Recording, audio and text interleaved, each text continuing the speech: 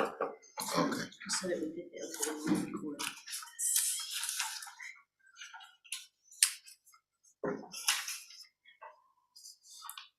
We're good.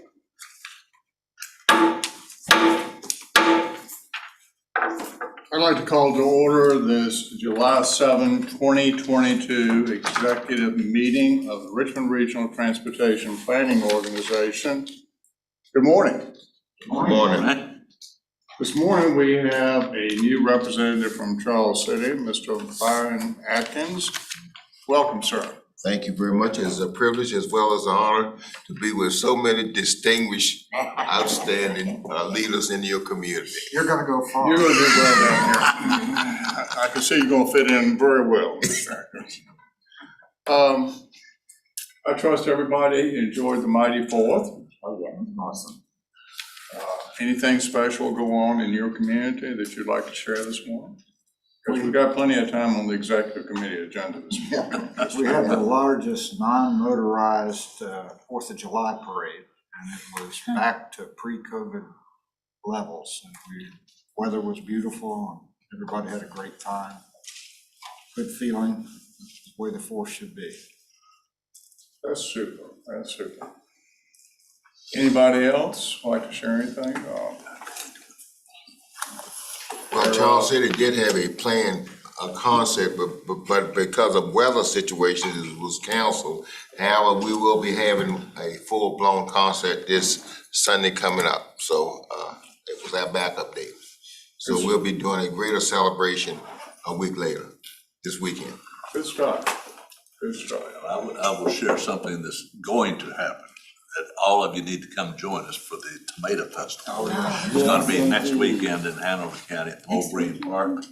Get the best tomatoes that you can get anywhere in the world, right there in Hanover County, and a lot of fun with plenty of vendors, arts and crafts, 2 days this year, Friday and Saturday. So we'll be getting our complimentary guest basket of Hanover tomatoes. Only if you come get them. Now, in the past, the can make the Hanover trip. representative brought us big boxes and left them in here, and we all got to pick them, but actually put them in paper bags. If you come get them, you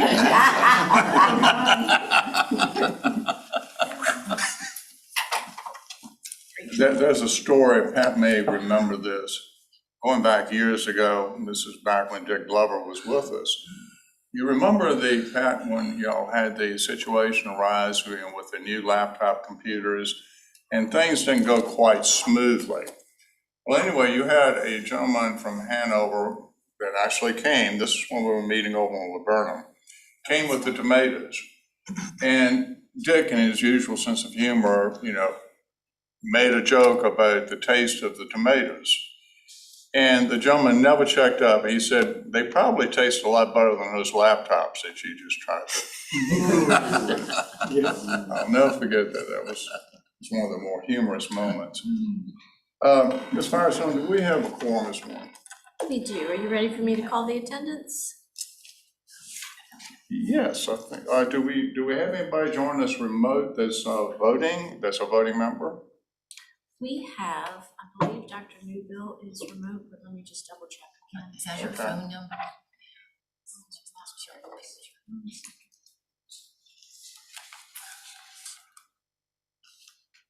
No, I'm sorry, we do not have anyone voting that's remote. Okay, We so will we- for the policy board meeting, but not for this. Okay, so we don't need to do any roll calls for the executive committee meeting.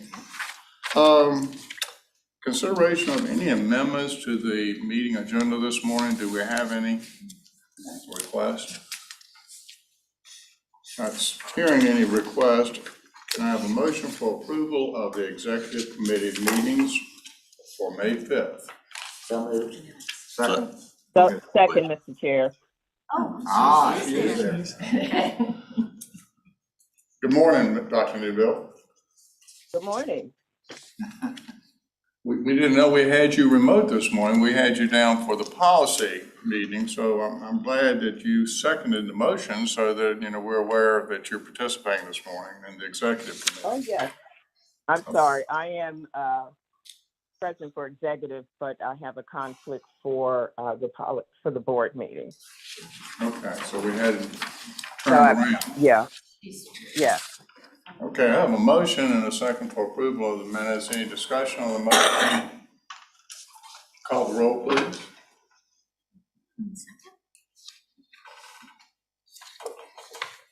Mr. Hodges? Aye. Mr. Atkins? I'm gonna have to abstain because I wasn't here. There you go. Mr. Lumpkins? Aye. Mr. Peterson? Aye. Ms. O'Bannon? Aye. Chair Williams? All right, And Dr. Newbill? Aye. Thank you. That motion carries. okay, that'll take us to our first. Point of order, Excuse me? I get missed? Susan Liskey. I'm sorry, yes. Sorry, Ms. Escalette. Okay, I have you as president. I have your vote, Mark. Thank you. okay. Okay, that'll move us on the agenda to the first open public comment period. Anybody wishing to come forward, please give your name, your address. We'll provide you with 3 minutes. If you represent an organization, we'll provide you with 5 minutes. Do we have anybody wishing to comment? We do not. Okay. Then I'll close the first public comment period. Chair's report. Please, Mr. Lumpkins is here this morning. Mr. Lumpkins will be your next chairman. He will be assuming the chairmanship later during the policy board meeting. It is Goochland's turn on the rotation to have the chairmanship, and Mr. Lumpkins will be serving representing Goochland. Thank you. I think Hanover is going to be the vice chair this coming meeting. Nice time for me to find that out. And, I heard about this last week. and I think Mr. Peterson has already said that he's looking forward to serving in that capacity. Is that what I'm hearing? Suppose it is. I love it when people volunteer, don't you? That spirit of serving. Okay, gentlemen, it's going, you've got a great organization, you got a lot of good momentum. I would just like to thank the executive committee members, for their work this past year. The discussions, the participation has been outstanding. You're an easy group, to share and to facilitate. It's been a pleasure. Our pleasure. Thank you, sir. That's the chair's report, and now that will bring us to the secretary's report. Chet has joined us remote. He has the unfortunate experience of coming down with COVID. So Did we he's, skip the public comment period? No, he opened We it. did? Okay, I didn't hear it. Go ahead. so Chet, Yes, sir. Thank you very much. I appreciate everyone's patience with me as we move through the agenda today. The policy board meeting is it's a full one, but it's got a lot of great action items and information that I'd love to review with you this morning. I don't really have anything, Mr. Chair, specific for the secretary's report, but I'd be happy to move into the review of the agenda items if that's acceptable. please, if you would. Thank you. I will share my screen. Mr. Chairman, Yeah. will you take questions as he goes through the agenda items? Or do you want to wait until after? Chet, would you prefer to have the questions held to the end of your report, or would you like to accept the questions as you go through what you're sharing this morning? I am happy to take questions as they come up. John? I had a question on the first sheet, which you haven't yet presented. Okay, you mean the smart scale? What item? The item is the officer elections. Okay, yes, sir. I'm delighted to hear of the sequence whenever someone gets appointed chair, as Mr. Lumpkin likely will. It's always nice to know who your replacement will be. But I have a question because of my involvement on the nominating committee at CVTA. I discussed, or our committee made a recommendation that we establish a rotation system in some form to ensure participation by all localities. And I guess I was questioning in my mind, and we use as an example the RRTPO rotation system. It's my best recollection that 2 years ago, the representative from Ashland was the chair, and then this Page was the chair because Charles City sidestepped. And then that took us to New Kent, to Powhatan. And we have Goochland coming as a replacement. We've jumped around. And so I guess, is there a regular order is my question. Yes. Yes. It happens, that happens once in a while. For instance, if somebody comes and they're brand new, sometimes they say, can we switch, the order, but there is technically an order. It's in the bylaws. And it's the alphabetical order? No, sir, Go the order is not in the bylaws itself, it's in the non-binding guidance documents that were adopted in June of 2018. And there is I'm not exactly sure how this was established in the order, but there's an order for not just the policy board, but also the TAC and the CTAC. And that's great. I just, I'll need to check into that. It looked like we were jumping around, and that may be the case. Well, if we have rearranged it once in a while or changed, and it was at the request of that jurisdiction. In other words, the jurisdiction couldn't or didn't want to, but it wasn't done to them, they requested. Maybe that's the best way to put it. That's correct.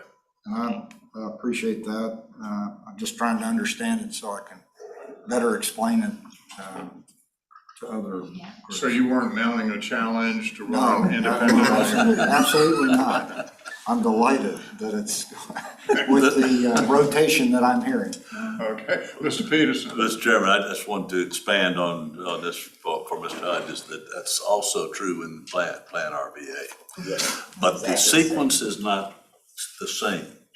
And I would suggest if we looked at that in CVTA, we make sure that sequence not the same either, because we don't want the same I see. jurisdiction Good point. being It has Good to be. in leadership positions in multiple, at the Excellent same point. time, And multiple that times. has happened anyway, and that has happened. Good point. Thank you, Mr. Chairman. That answers my question. Chat, would you like to continue? Yes, sir, thank you. I'll start with new business, item B1. The first two items, actually B1 and B2, are both related to smart scale applications for the coming year. The first one, B1, is endorsement of locality and agency projects. This endorsement is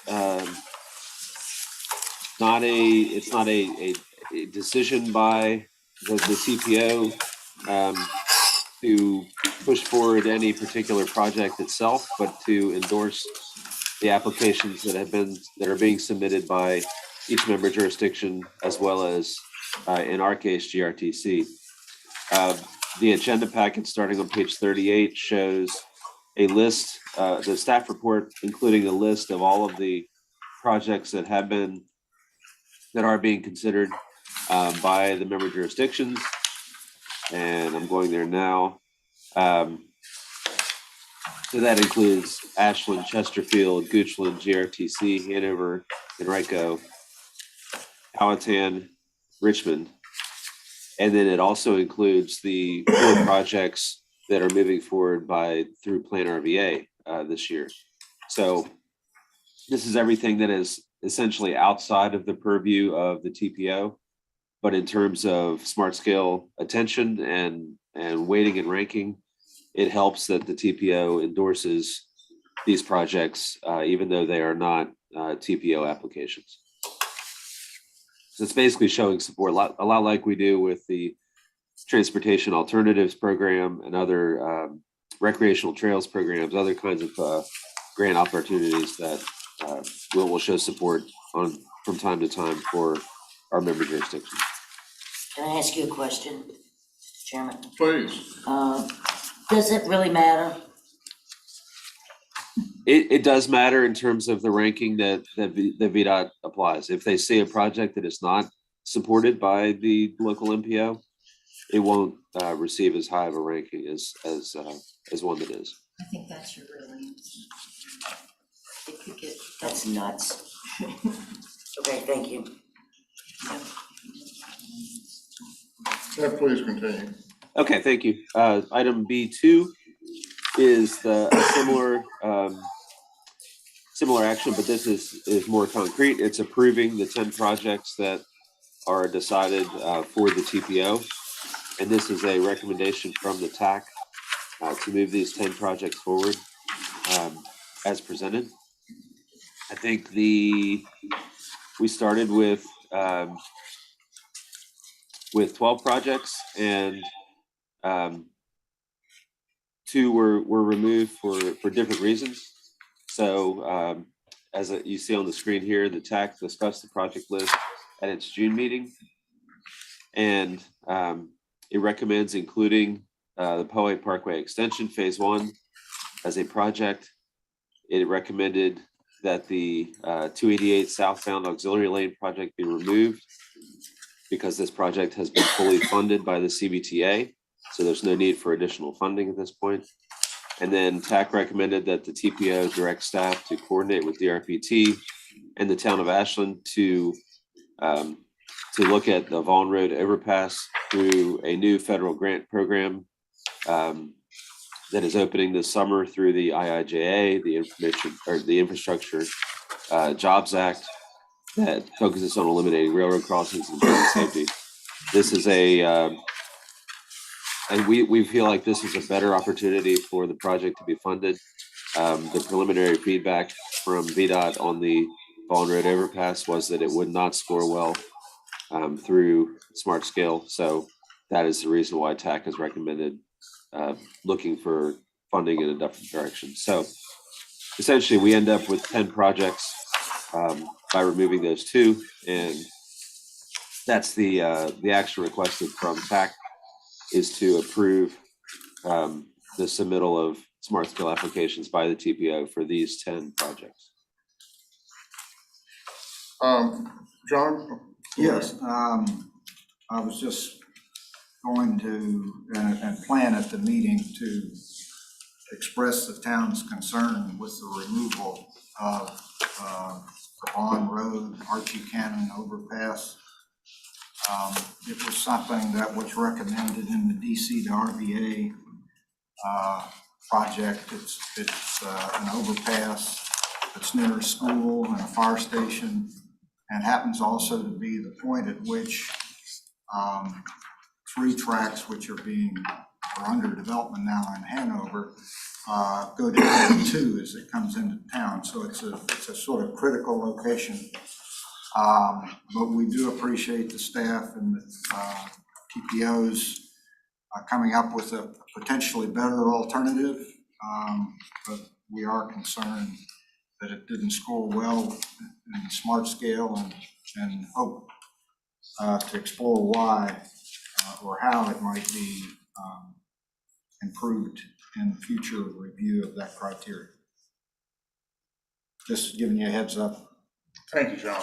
And again, my appreciation to including in the resolution support for the Vaughn Road overpass. Thank you, sir. Chet, would you like to continue? Yes, sir. Thank you.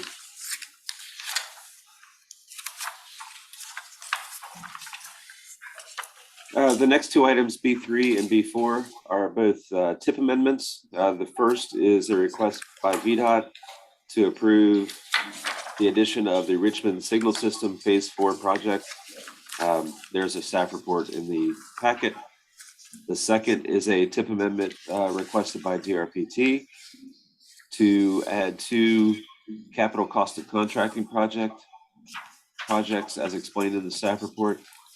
And for those who may not be familiar with capital cost of contracting, it's an FTA term, Federal Transit Administration term, for any capital expenses incurred by third-party providers offering contracted services. So this is specific. There's two UPCs here. One is for Chesterfield County's Access on Demand program, and the other is for Hanover's DASH program. So these two requests from DRPT to amend the TIP. Any questions on those TIP amendments? So the last item, B5, in the new business item is 2 amendments that are requested for the long-range transportation plan. Staff is excited about these because this is showing that the long-range transportation plan is dynamic, like we claim it is, and is a living document that is updated as needed to reflect priorities in the community. The first item, B5A, is a request from the City of Richmond to amend the Connect RVA 2045 to include the Reconnect Jackson Ward project in its vision plan. This is something that we have been tracking as a staff and working with the city to understand the needs for this project.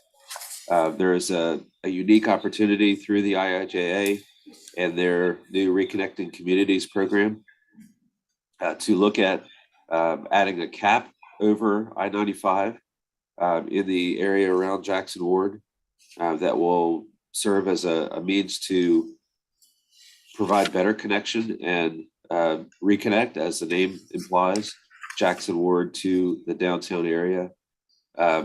This is something that has received a lot of community support and attention, and we think it's a great project to include in the vision plan for the region at this point.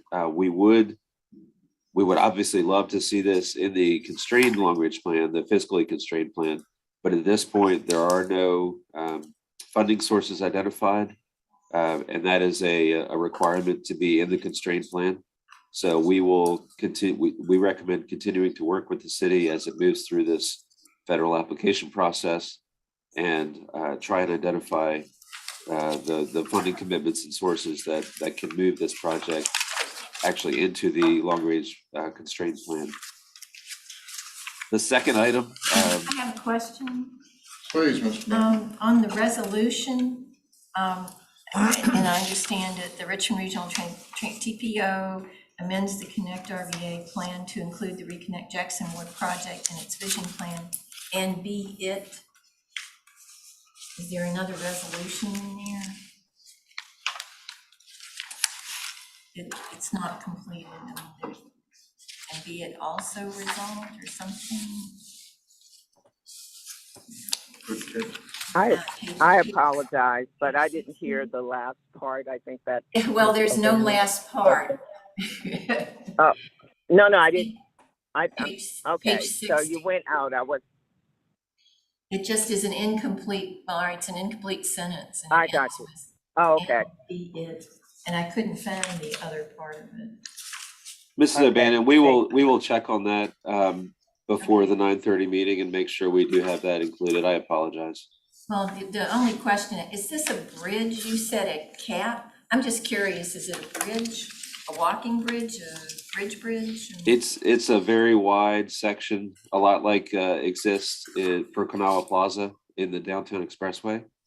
Okay. So it's a bridge, but it's a greatly expanded path over the entire roadway. And I did want to say that, and Dr. Newell can speak for herself, but I think the city would like to see if this project or this agenda item can be moved up so that it gets proper attention from the city members present. Yes, I would appreciate that indulgence.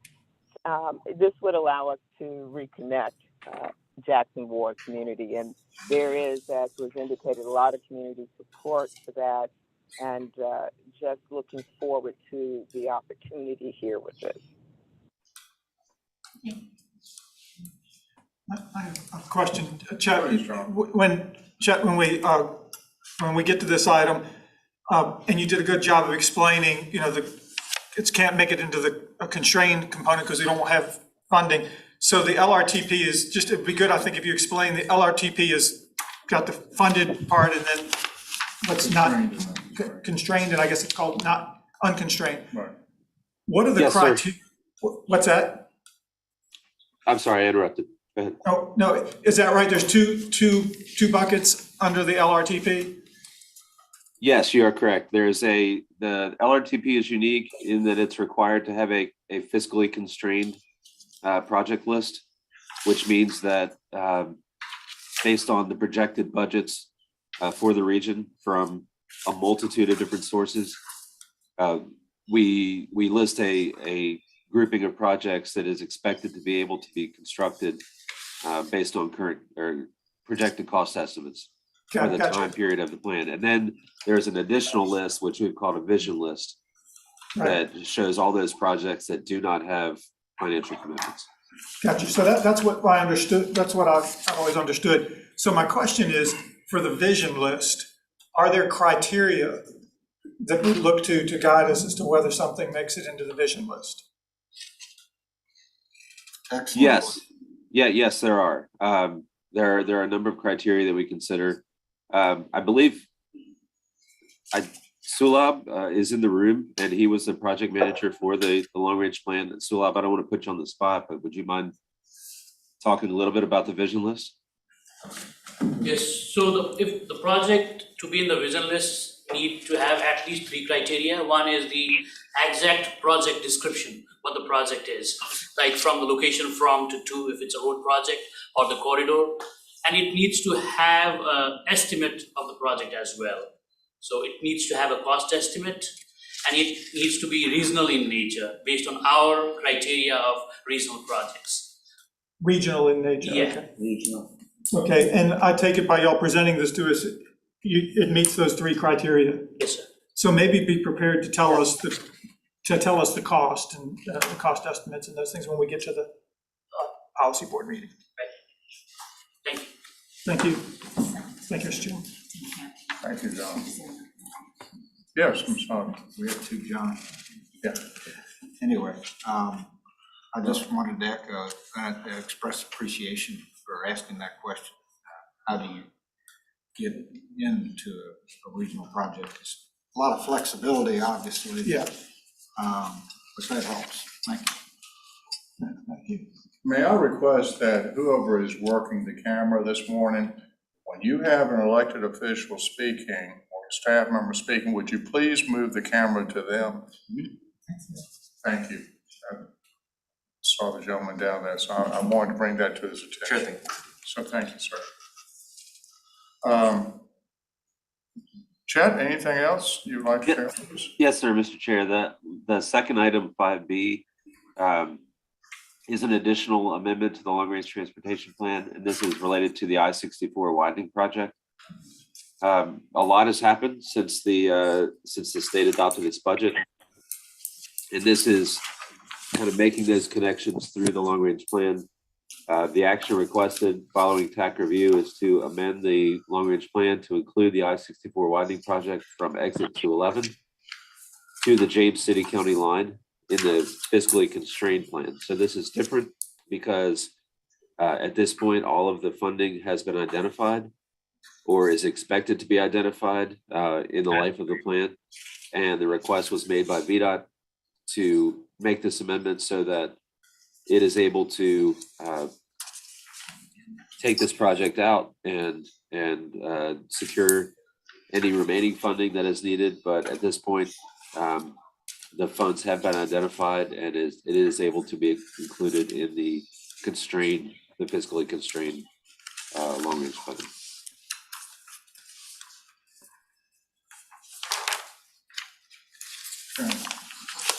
If there are no other questions, that is the summary of the major agenda topics for the 9:30 policy board meeting. Mr. Chairman. Yes, Susan. On that, Chet, if you could, would you give us the funding sources for the 64 project in the policy meeting? I'd be happy to. Yes, there are a number of sources, but I Yeah, I can go know. through this. Yeah, Yep. I think I know what they are, just like to have it on record, that's all. Sure thing. Good request, Susan, good request. Okay, any more questions for Chet? No, good. Hope you feel better. Chet, you made it. So that will move us to number 7 on the agenda, other business. I was cleaning out my basement just recently, and you can imagine what was discovered. You know, a basement is a poor filing system, just to give you a heads up. But anyway, I found something I'm going to request the staff share with this body, and that was a handout from a Golden Crescent Summit that was held over in Henrico County back in June 2012. I will remember we filled up the safety building over in Henrico with representatives from Northern Virginia, Central Virginia, and Hampton Roads.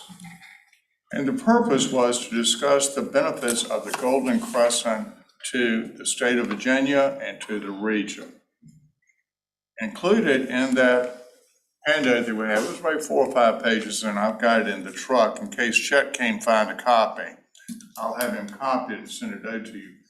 But it's some very good data in there, albeit it's going to be dated 2012, explaining why it's so important to Virginia, Virginia's economy, and to our region in terms of I like that. the roads, the population, the economy, it's all there. So I would like to share that with you, given what the secretary talked about at our transportation forum, our joint meeting back on June 5th. It's particularly important because now we're looking again at the widening of I-64, which is a major part of that connection. So I just wanted to share that with you. Also, Mr. Chairman, before you go. Yes. Who compiled that data? I'm not sure who compiled it, but like I said, if Chet can't find a copy, I will provide a copy. I'll look at it, in between the 2 meetings. I meant to bring it in with me this morning and share it. All right, thank you. One of the things that John and I have talked about, and I'm going to recommend to other chairmen, is to have a meeting with the outgoing chairman and incoming chairman to be able to discuss things, requests, that have been made to staff over the previous year, and to provide a continuity of follow-up about things that have come up during the year that need to be carried forward. John and I were unable to meet the other day, but we will be meeting. And so I'm going to be making that recommendation to all of you going forward. As well as now that we've seemed to have been able to now better understand how CVTA fits with this thing called Plan RVA and the TPO, I would further recommend that the chairman reach out at least on a quarterly basis and meet with the other chairman of those 2 organizations. I think that would help communication as well. Yes. As the secretary said at the meeting, he said, I'm sure y'all like Hampton Roads. Many of you wear, hats and the other organizations, so you know each other. We have that cross-fertilization, but again, I think it serves us well now to have, again, the leadership of those organizations meeting on some type of quarterly basis as a minimum. Hello? One of the things, Somebody's. It looks like Dr. Newbill. one of the other things that, I'm going to be talking to John about is we discussed, just recently, a couple of months ago, about the overruns that we were experiencing. And we've asked staff to come back with problem identification of where these problems are occurring and come up with the list of reasons as to what is causing these problems and for recommendations as to how we can mitigate this. You mean on the construction projects that? The discussion process, and in that, when Ms. Van, when we talked about that, I charged staff with coming back, with identifying, working with the technical advisory committee. What were the problems? What do they recommend to address the problems so that we don't experience this? Now, everybody's capital improvement plan is going to be underwater today. Because whatever you did with your budget, as you know, things have changed. So our problem is compounded, by that as well. So we need a plan in place for how we're going to meet the current overruns, and then looking out for, into the future, how we're gonna deal with this thing called inflation and what that does to our capital projects and how we fund them. And lastly, once again, you've heard me say this, you've got a lot of talent in this region. And you've seen it come to fruition even more so with, the integration of CVTA with Plan RVA and the Richmond Regional Transportation Planning Organization. You're seeing things happen that many of us never thought would happen in our lifetime. So I applaud you and wish you all well. And our next meeting is going to be September 1. And with that, I will adjourn the meeting. John, I'm sorry, I didn't mean to cut you. Oh, that's all right.